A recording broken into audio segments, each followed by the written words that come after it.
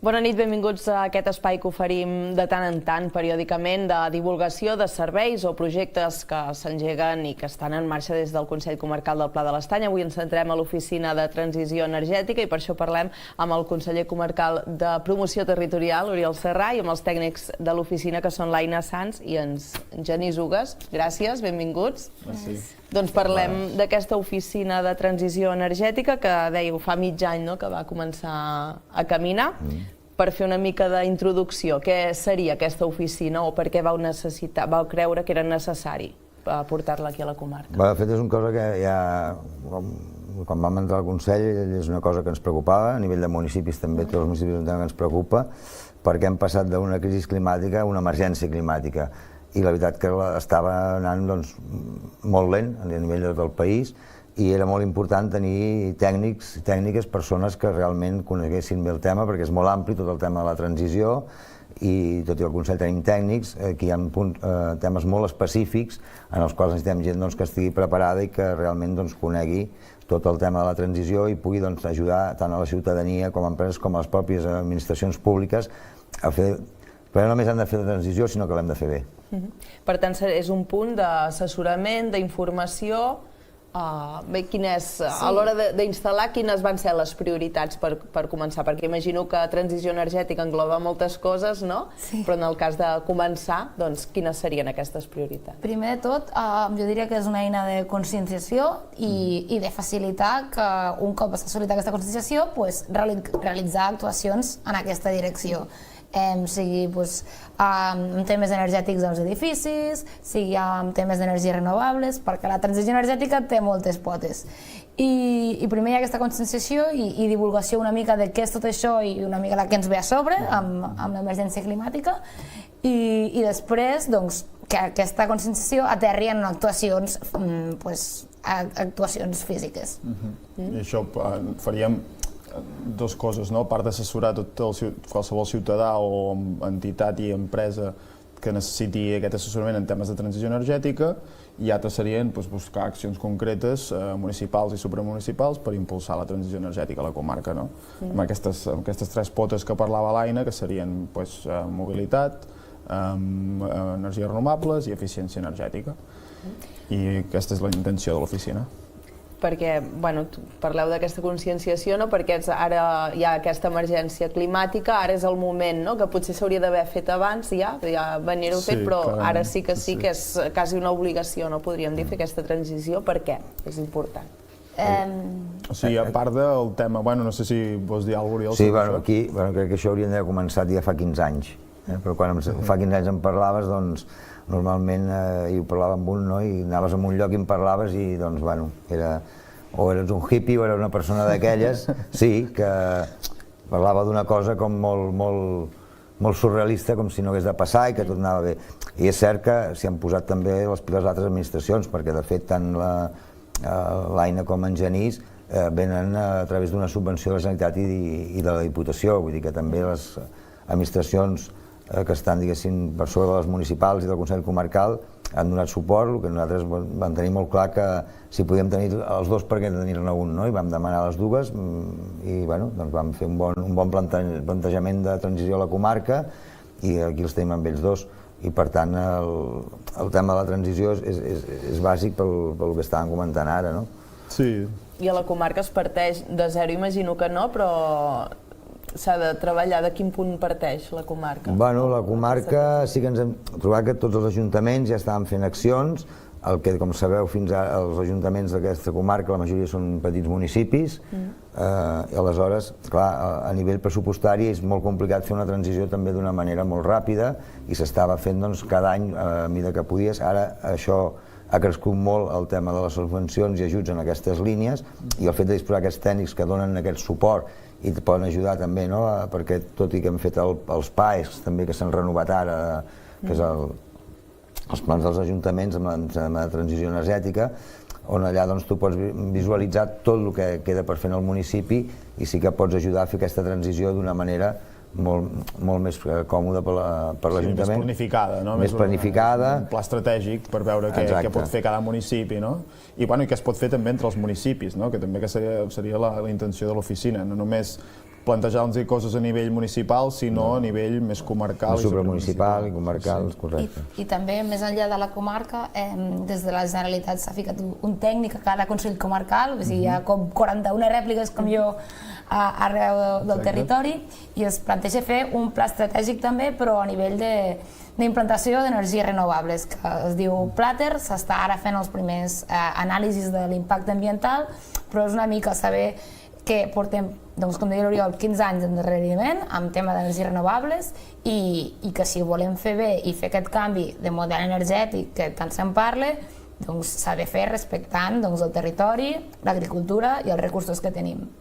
I per això es planteja fer un pla a llarg termini, que és el Plater. Que aquest Plater, com diu ella, que és aquest pla estratègic que fa la Generalitat, això aterrarà després a cada Consell i cada Consell haurà de fer el seu, perquè el que dèiem, l'important és ordenar bé el territori i no depèn només de cada ajuntament, sinó que hem de tenir una visió de comarca i fer-ho allà on sigui més idoni, on realment sigui més eficaç i que afecti menys l'impacte ambiental. Doncs, si voleu, parlem una mica d'aquestes potes que dèieu, no? Que tenia aquesta oficina. Per exemple, a nivell d'energia solar, no? Últimament, els últims mesos, s'ha parlat molt de comunitats energètiques, hi ha ajuntaments que comencen a planificar o que inclús n'han posat en marxa. Això seria, no sé si és una de les grans preguntes o de les grans demandes d'informació que teniu. Sí. Sí que tenim com potser demandes a nivell actualment, hi ha subvencions per plaques solars o per temes de transició energètica, energies renovables, i sí, n'hi ha. Actualment, ara mateix, en aquest moment, estan esgotades perquè hi va haver una allau de demanda en el moment que van sortir i hi ha previsió que en surtin més. També és veritat que amb el factor preu de l'energia que ha augmentat tant en l'últim any ha fet que la instal·lació de plaques solars, sobretot en edificis residencials i unifamiliars, que és qui tenen més facilitat per espai i normalment per capacitat econòmica, s'instal·lin moltes més plaques. Vull dir, us puc donar dades, per exemple, des de les plaques solars s'han quasi quintuplicat l'últim any les instal·lacions al 2022 respecte al 2020. Vull dir, és una cosa que s'està prenent en sèrio, la societat està agafant consciència, però hi ha molt camí per recórrer encara. I potser és la part més coneguda, no? Quan a l'hora, no sé... Sí, per això també cal parlar de que la transició energètica no és una cosa que sempre diu l'Oriol, que no és només posar plaques, no? Vull dir que s'han de fer moltes altres coses. L'energia que produïm les plaques està molt bé i se n'han de posar moltes més de les que hi ha, però hi ha moltes altres potes, com és la mobilitat, l'eficiència energètica i molts altres tipus d'energies renovables, no? Com tot el tema del sector tèrmic i de la biomassa, la geotèrmia, l'aerotèrmia, no? Que són alternatives que cada cop són més eficients tecnològicament i que poder no són tan conegudes com les plaques, no? I el tema subvencions, per exemple, aquestes estan esgotades, però això no vol dir que no s'hagin d'anar demanant, perquè com cada cop que s'esgoten, llavors es poden ampliar els pressupostos a la llarga, i si veuen que cada cop en demana més la gent, hi ha més possibilitat d'ampliar-lo, no? També hi ha com més demanda, més ganes de ficar-hi diners ja. I això que deia en Genís, per exemple, no?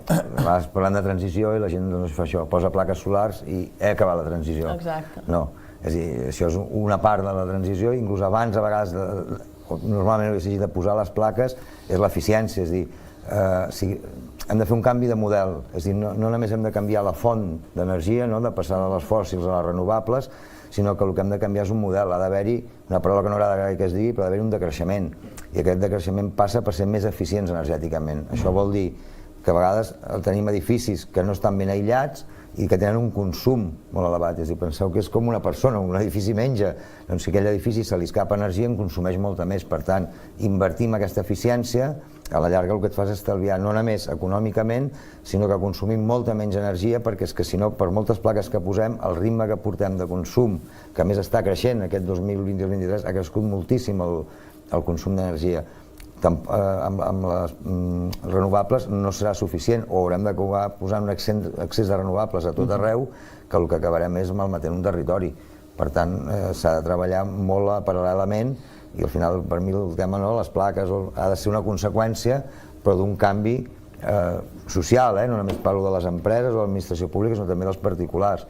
Sovint no som conscients, com que és una cosa que paguem, i el fet de posar plaques o de que tu fas aquesta inversió i fas la teva pròpia energia, sí que és cert que com la gent ja passa a ser un actor passiu no? Que t'arribava una factura i està, no que tu en temps real, no? Amb una app pots anar veient aquell consum que estàs tenint i el que estàs generant, també ens fa ser molt més conscients i empoderar-nos en aquest sentit. Sí, l'apoderament de ciutadania, la transició energètica també, a part d'un tema molt tècnic, també hauria de ser un tema social, no? D'intentar buscar aquesta descentralització, de no produir l'energia tota acumulada sempre en un lloc i que aquesta descentralització permeti al ciutadà apoderar-se energèticament, no? Amb això que explicava l'Oriol, de controlar els teus consums i de regular-los també en funció de la instal·lació que t'hagis fet, etc. Això també seria una part. Comenteu lo de l'eficiència energètica, potser algo tan simple com canviar els tancaments de casa, no? Canviar els tancaments, al moment de canviar, per exemple, una caldera de gas, plantejar una caldera de biomassa o aerotèrmia, o sigui, hi ha moltes mesures per canviar l'eficiència energètica. També una actuació que ens estem trobant que estan fent molts ajuntaments és canviar a lluminàries de baix consum, com són les LEDs, que això pot produir un 60% de baixada en el consum d'energia de la llum. Són aquestes petites accions que han d'anar encaminades a reduir el consum i en el cas de que s'estigui atacant directament la font d'energia, doncs que sigui d'origen renovable, doncs com hem dit biomassa, energia solar tèrmica, energia solar fotovoltaica, però sobretot entendre que la casa com a tal ja té un consum i que aquí també s'ha d'atacar. Fent més els tancaments o a vegades si són cases aïllades tenir un bon aïllament al sostre pot canviar entre 3, 4 o 5 graus la temperatura de la casa, per tant això vol dir que tant hivern com estiu a l'hora d'utilitzar aires acondicionats que ens hem acostumat per tenir aquella temperatura ideal, que també és una cosa que hem de canviar. És a dir, si tu estàs a l'hivern no has d'anar amb mànigues de camisa per casa a una oficina, has d'anar amb un jerseiet. Llavors, entre això i l'aïllament, al final estàs consumint 4 o 5 graus menys, que a més són els que consumeixen molt. Fins a 19 graus el consum és molt baix, perquè l'esforç que s'ha de fer és molt petit. En canvi, quan ja passes d'aquí i vas cap a 22, 23 graus, el consum energètic es dispara.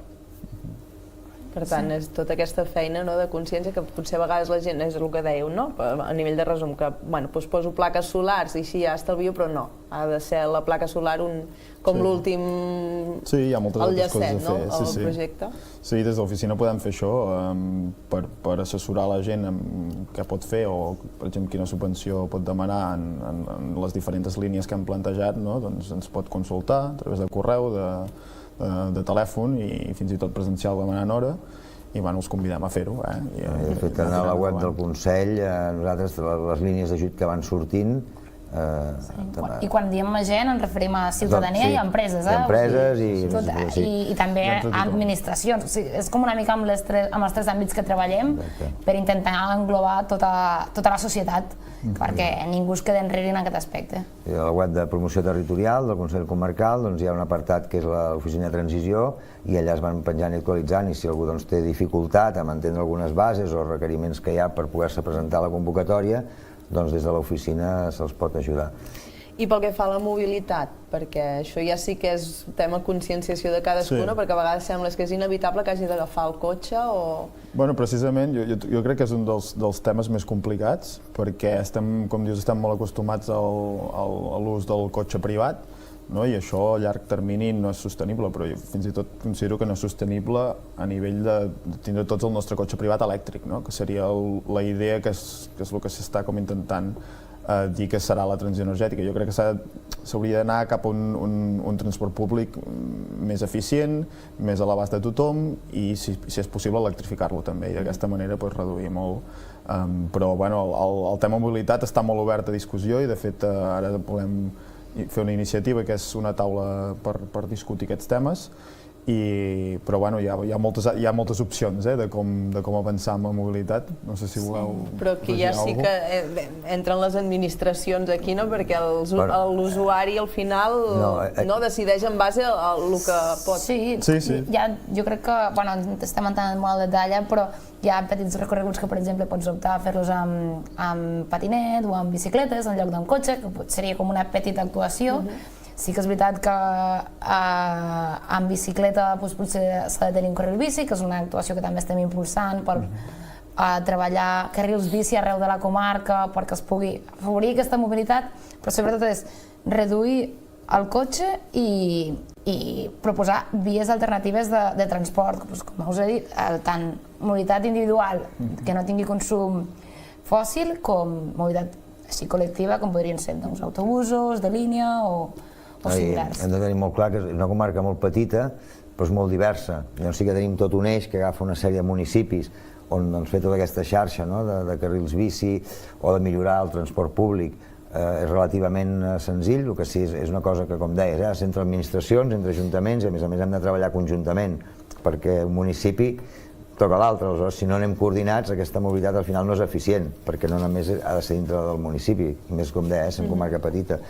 Després sí que tenim l'altre eix, on estem a municipis més aïllats o més de muntanya, que evidentment no podem anar amb carrils bici, però sí que hem de buscar alternatives com transports a la demanda, que això és una manera eficient d'utilitzar el transport públic, vehicles elèctrics compartits amb la ciutadania.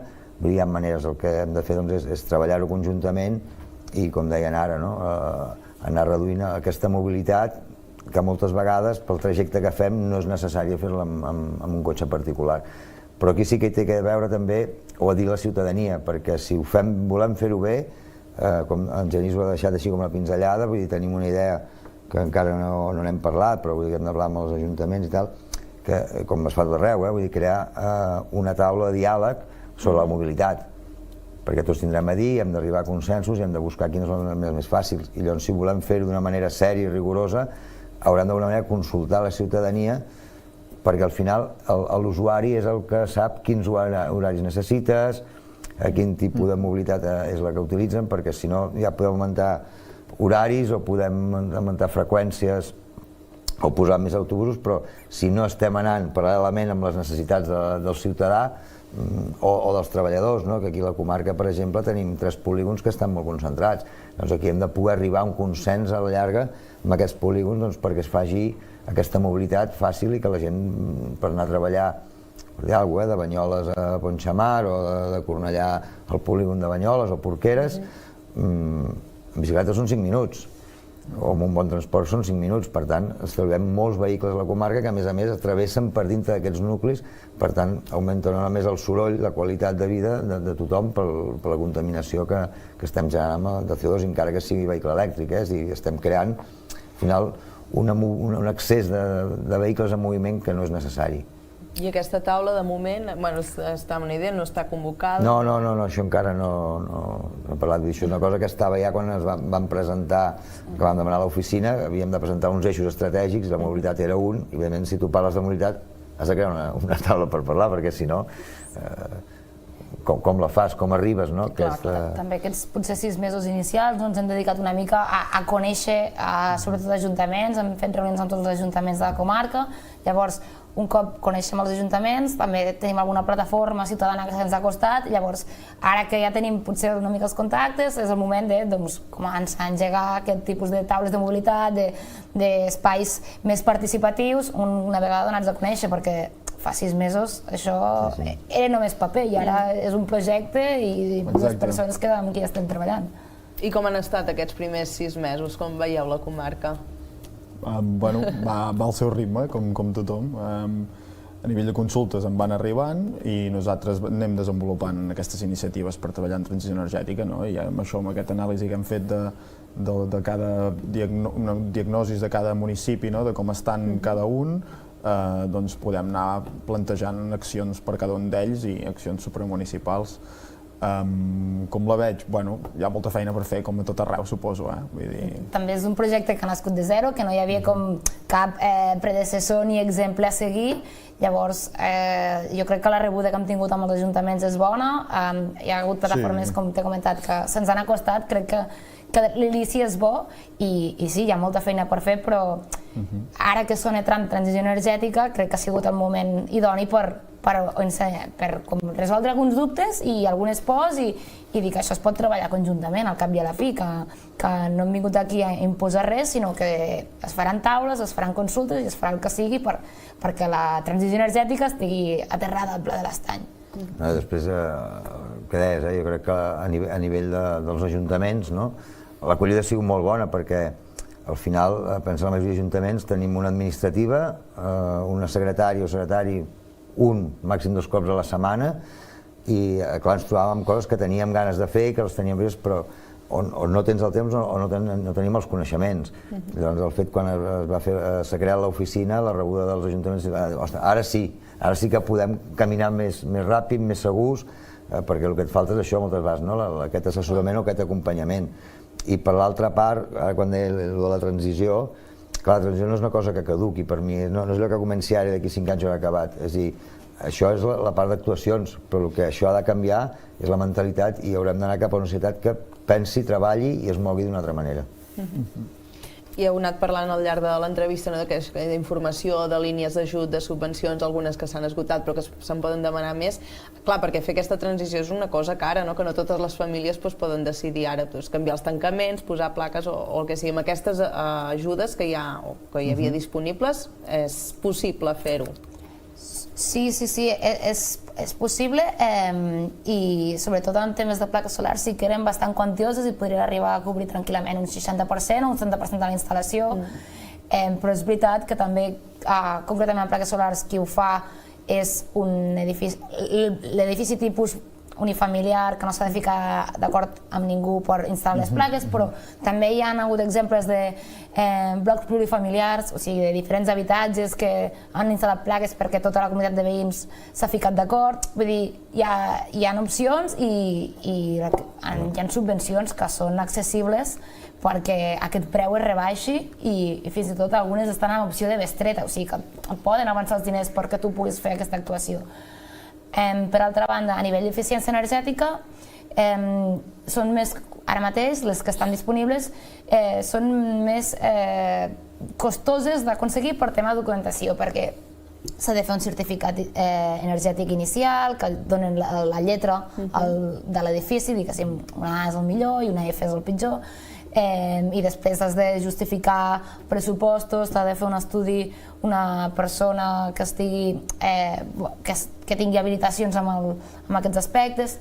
Sí que a nivell d'eficiència energètica podem trobar-hi un procés més llarg, però hi són disponibles, et poden arribar a cobrir entre un 40 i un 50%, que jo crec que això facilita molt més l'accés a aquestes actuacions. Tot i així, jo crec que qui no tingui la iniciativa no s'hi ficarà a buscar. Llavors el que busquem des de l'Oficina de Transició Energètica és que neixin les iniciatives, perquè és veritat que només ficant subvencions es realitzaran aquestes actuacions, sinó que s'ha de fer una mica el canvi de pensament i de dir que això s'ha de fer tant si em surt a compte com no, tot i que a vegades generi esculls econòmics que no pugui superar i que és veritat que faciliti molt més les actuacions a persones amb més capacitat econòmica que amb qui no en tenen. Una cosa important que no n'hem parlat pràcticament, que n'hem fet només una pinzellada, parlant d'aquest tema del cost, si tothom ho pot fer-ho, és a dir, una de les coses bases imprescindibles per la transició són les comunitats energètiques o l'autoconsum compartit. És a dir, allà on és una casa aïllada no tens un altre remei, però allà on hi hagin comunitats de veïns, és a dir, primera, és més econòmic, segona, és més eficient, perquè redistribueixes i aprofites l'energia molt millor que si tens una instal·lació més individual, i per tant s'han de promocionar i s'ha de treballar molt amb aquestes comunitats. De fet, ja en tenim una a nivell de Pla l'Estany, que és el Cornellà, que funciona, que aquesta és municipal, perquè sabem quasi tots els ajuntaments de la comarca han demanat ara línies per fer comunitats energètiques d'aquestes, però després també hi ha comunitats energètiques on no entra l'administració, perquè l'administració ha d'estar en un terreny o en un espai públic. Però els privats també poden fer les seves comunitats energètiques o d'autoconsum compartit, i per tant les coses que s'ha de promocionar molt perquè es vagin implementant. I que sí, que és veritat que són inversions de cost elevat totes en general, parlis de la línia que parlis, de transició, però al mateix moment són coses que s'amortitzen amb el temps en general.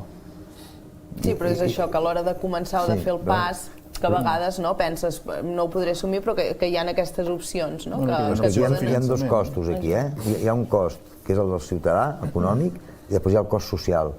I normalment no hi pensem, és a dir, la gent aquella que econòmicament pot fer-ho, no sé, tu t'has comprat més d'un cotxe segurament, nou o de segona mà. Has pensat mai en quant temps l'amortitzaràs aquell cotxe que estàs comprant? La gent no ho fa.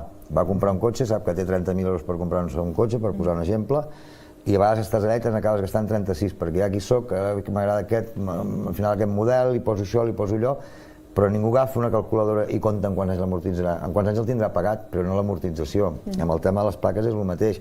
Sí que hi ha la part d'amortització, però hi ha el cost social, que és l'emergència climàtica que tenim, que hem de reduir moltíssim totes les tones de CO2 que generem, hem de reduir el consum que estem fent i, per tant, el fet de fer aquest canvi ens portarà també un benefici, no només de benestar, de salut i a nivell global.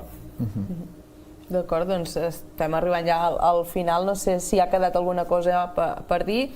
No sé, en aquests primers 6 mesos, doncs, si us entenc que amb els ajuntaments us heu trobat, no sé, les empreses també si s'han interessat o en teniu cada vegada més, i a nivell particular, doncs, si està funcionant, si hi ha gent interessada, i en tot cas, si algú que ens ha vist o no us desconeixia o ara diu, mira, doncs vull demanar informació, com us pot trobar? Sí que hem rebut a nivell de particulars tot el tema de subvencions i fins i tot hem fet algun assessorament a comunitats energètiques, com deia l'Oriol, de particulars, que no hi participava l'administració. Llavors, a tema ciutadania sí que hi hem tingut bastant contacte. I després, en tema empresarial, no, és una cosa que tenim projectada en els propers mesos de contactar-hi, bàsicament perquè ciutadania ha aparegut sola, com quasi els ajuntaments i administracions els hem anat a buscar una mica, però teníem contacte fàcil ja que estem dins de la mateixa administració, i indústria potser és una mica la pota que ens falta més treballar. Sí, ciutadania entre els fulletons, que tenim uns fulletons que hem deixat als ajuntaments i així, que ja hem fet una mica de difusió. Llavors a indústria jo crec que s'ha d'anar a buscar directament i proposar-los coses per avançar, que evidentment és un sector molt important on atacar perquè són empreses, els polígons, que gasten, no tenen un consum elevat, i ajudar-los, assessorar-los amb el que puguem també, i donar-los aquest crit d'atenció a veure si estan posant, si necessiten la nostra ajuda, i és una de les coses que hem de fer ara. L'empresa està molt acostumada sola, hi ha moltes sí que estan posant plaques perquè ho veus, només passant per la comarca ho veus, però sí que també aquí hem de tenir un plantejament de futur de la comarca i ja en termes fins i tot turístics i econòmics, és a dir, perquè el primer pas serà que es posin les plaques que estem parlant ara, però després hem de fer tota una xarxa ben feta de carregadors elèctrics tant per vehicles com per bicicletes. És a dir, jo crec que hem d'apostar, és una comarca que, un país d'aquest és molt diversa, a nivell ja inclús de natura, de turisme, i el fet de tenir un turisme sostenible serà cabdal. Jo crec que hem de treure aquest tipus de turisme a la comarca, i doncs això vol dir que haurem de tenir una bona xarxa i per tant haurem també de dialogar entre tots els actors perquè això permeti que cridi aquest turisme i que realment es lligui amb el que és la comarca. D'acord, i per anar-vos a trobar? Per trobar-nos estem al Consell Comarcal, fem horari de 9 a 2 d'atenció al públic. Sí que us demanem que ens truqueu, que és el mateix telèfon del Consell Comarcal, o ens envieu un mail a transicionenergètica@plastany.cat, i si no també tota la informació que hem donat i la forma de contacte és a la web de promoció territorial del Consell Comarcal del Pla de l'Estany, que allà trobareu tota la informació de subvencions, les línies que estem treballant i també el nostre contacte per demanar cita i poder resoldre els dubtes de qui es presenti. Exacte. D'acord, i entenc que no cal anar amb un projecte al cap que simplement, mira, jo voldria millorar la meva sostenibilitat, a veure com ho podria fer. Pot parlar de la seva situació i preguntar-nos iniciatives per fer o... Com segur s'està plantejant posar plaques i té algun pressupost i té dubtes de si s'està ben dimensionat o no ben dimensionat, vull dir que qualsevol tipus de consulta relacionada, que la gent que no s'hi estigui d'anar-hi després, el que estigui a l'abast dels tècnics, doncs realment és un servei gratuït. Sí, animem a trucar-nos. Si ells els poden ajudar, els ajudaran, i si no se'ls dirà, però en principi que la gent no limiti, tinguin una obertura de mires gran perquè la transició energètica és molt ampla. Molt bé, doncs moltes gràcies. Jo crec que ha quedat força clar tot el que teniu per explicar, que vagi molt bé. Moltes gràcies. Gràcies a tu. Vinga. Doncs hem parlat d'aquesta oficina de transició energètica que des de fa 6 mesos està aquí també al Pla de l'Estany, i ja ho sabeu, a la seu del Consell Comarcal del Pla de l'Estany els trobareu per resoldre tots aquests dubtes que pugueu tenir. Bona nit.